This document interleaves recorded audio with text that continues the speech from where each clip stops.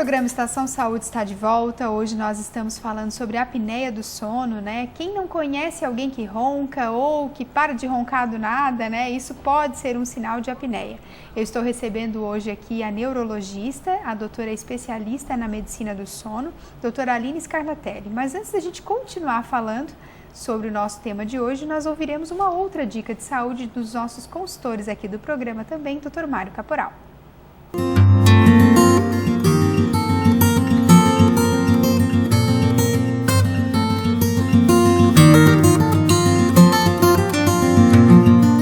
É nítido, notório, que ainda os nossos homens não fazem a sua prevenção adequada. E com isto, muitos perdem a sua vida precocemente.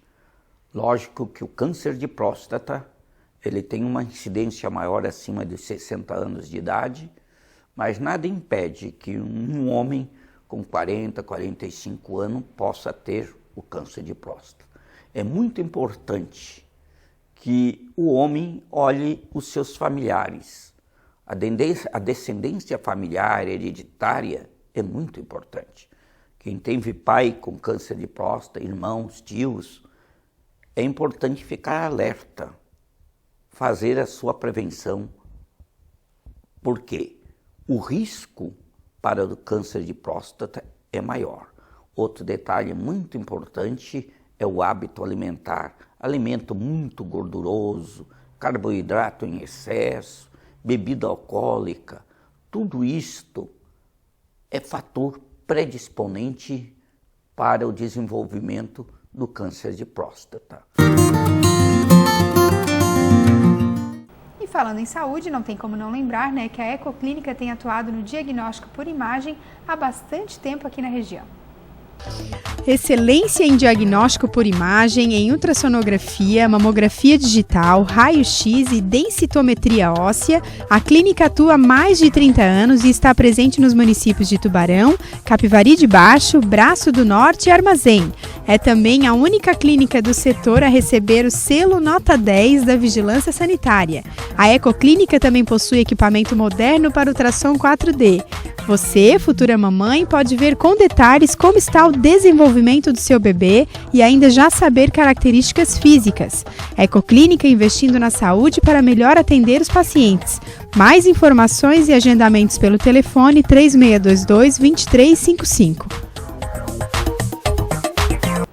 Doutora, voltando então a essa questão da apneia, né?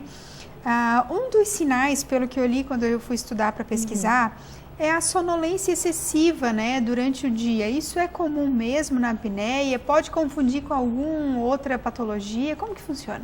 Assim, a sonolência diurna excessiva é um dos sintomas que o paciente chega apresentando.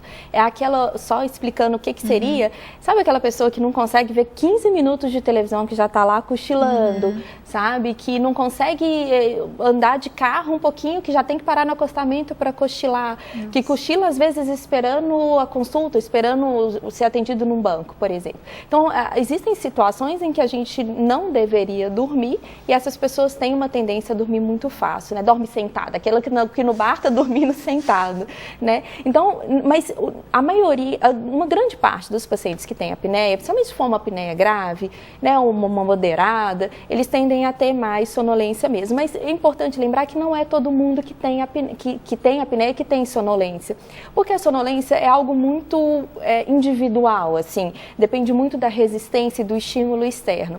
Por exemplo, alguns pacientes que têm problemas cardíacos muito graves, né, a insuficiência cardíaca, coração inchado, em geral, assim, né, eles não têm tanta sonolência quanto as pessoas que não têm essas condições.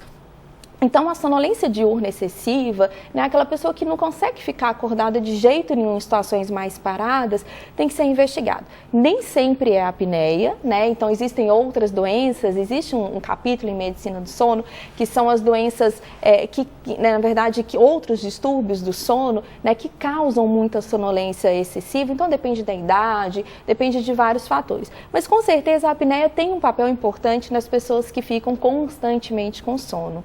Então é um sintoma que tem que ser cuidado. Tem que ser bem visto, né? Doutora, em relação à gravidade, porque a gente sabe que tem algumas apneias que não são tão graves, Sim. né? Uhum. Isso é diagnosticado por um exame, que é a polissonografia. Né? Até já gostaria que a doutora pudesse falar, porque tem algumas pessoas que perguntam, mas não tem como fazer outro exame, né? Não tem que ser um exame que não precisa ficar fora de casa, né? Porque acho que é o que é mais complicado, não só nem... Lógico, dormir com um monte de fio não é fácil, né? Não. Mas fora isso, né? Acho que o dormir fora de casa para muitos seria um problema, né? Realmente, assim, a apneia, existem graus de apneia, então apneia leve, moderada e grave. E para a gente quantificar a apneia, a gente precisa realmente do exame da polissonografia.